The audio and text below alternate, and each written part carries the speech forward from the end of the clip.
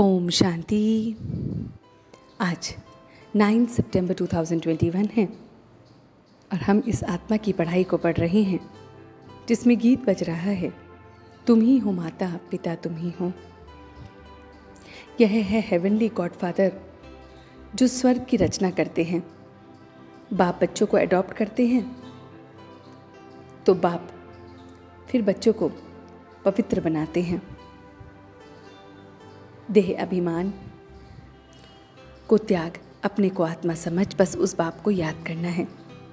बेहद की बाप की ये सारी की सारी दुनिया, ये आत्माएं बच्चे हैं। बाप पढ़ाने वाले आते हैं। बाप कहते हैं अपना चार्ट रखो कि कोई टाइम हमने वेस्ट तो नहीं किया। हम सारे ड्रामा के चक्र की नॉलेज है और इस समय पुरुषोत्तम संगम युग, पुरुषोत्तम और पुरुषार्थ का युग है।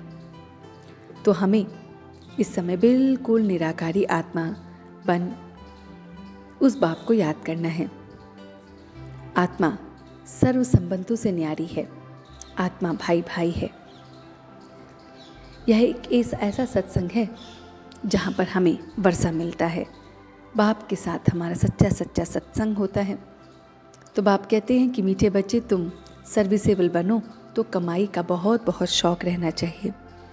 धंधे आदि से भी समय निकालकर बाप को याद करना है।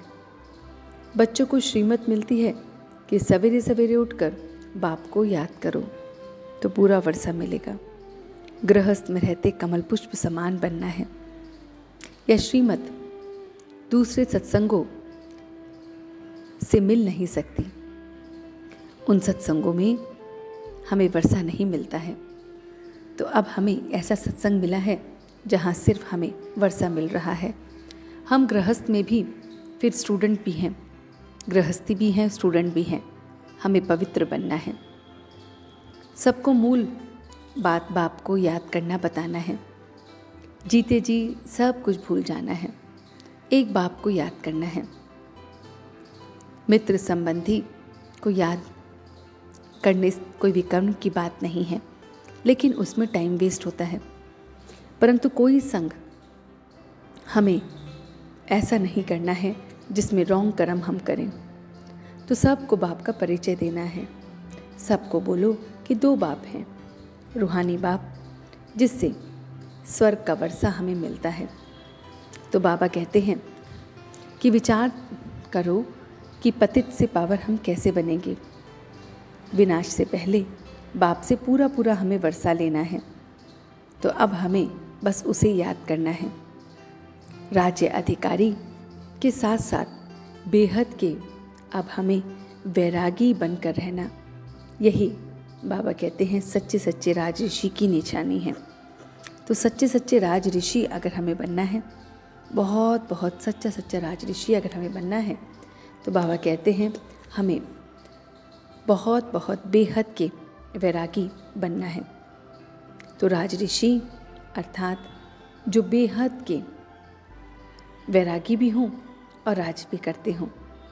तो राज ऋषि हमें बनना है जो राज्य पे अधिकार भी करते हैं और बहुत बहुत बेहद के वैरागी भी होते हैं। बाबा ने जो हमें वरदान दिया है वो है बेहद की वैराग्यवृत्ति द्वारा नष्टो मोह स्मृति स्वरूप बनने वाले अचल अडोल भव। जो सदा बेहद के वैराग वृत्ति में रहते हैं वह कभी किसी भी दृश्य को देख घबराते नहीं हैं, हिलते नहीं हैं, सदा अचल अडोल रहते हैं। क्योंकि बेहद की वैराग्य वृत्ति से नष्टो मोह स्मृति स्वरूप बन जाते हैं। अगर थोड़ा कुछ भी देखकर अंश मात्र भी हलचल में आते हैं तो मोह उत्पन्न होता है। तो फिर अंगद की तरह अचल अडोल नहीं कहेंगे। बेहद की वैराग्यवृत्ति में गंभीरता के साथ साथ रमणीकता भी समाई होती है। तो बहुत बहुत गंभीर हो जाते हैं और रमणीक हो जाते हैं। तो ये सारी मुरली हमें बाबा ने सुनाई। चलते हैं कुछ पल के लिए बाबा के पास और देखते हैं अपना ये रूहानी सफ़र कि किस तरह से वो मेरा मीठा बाबा आकर हमें मीठी मीठी ये मुरली पढ़ाता है। मैं अपने बाबा से इस आत्मा की पढ़ाई को पढ़ रहा हूँ। पढ़ाने वाला स्वयं वो परमपिता परमात्मा है। इस पढ़ाई को पढ़ने से मैं बेहद का वैरागी हो गया हूँ। कोई हद की बात नहीं, बहुत बहुत बेहद का वैरागी। मुझे किसी भी चीज़ से लगाव नहीं है। नष्टो मुहा हो गया हूँ, एकदम गंभीर हो गया हूँ, रमणीक हो गया हूँ।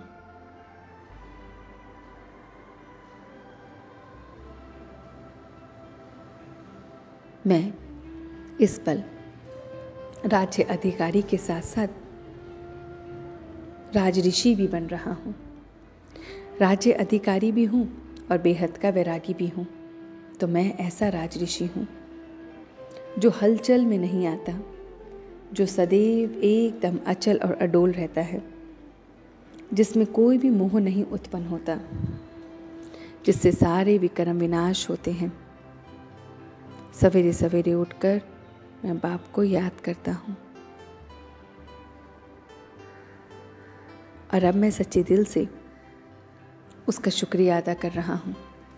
हम सब रूहानी बच्चे मिलकर अपने रूहानी बाप दादा को याद प्यार और गुड मॉर्निंग करते हैं। गुड मॉर्निंग जी, गुड मॉर्निंग, गुड मॉर्निंग। शुक्रिया बाबा, शुक्रिया। वाह बाबा, वाह।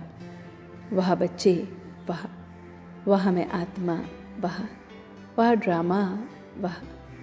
ओम शांति, ओम शांति, ओम शांति।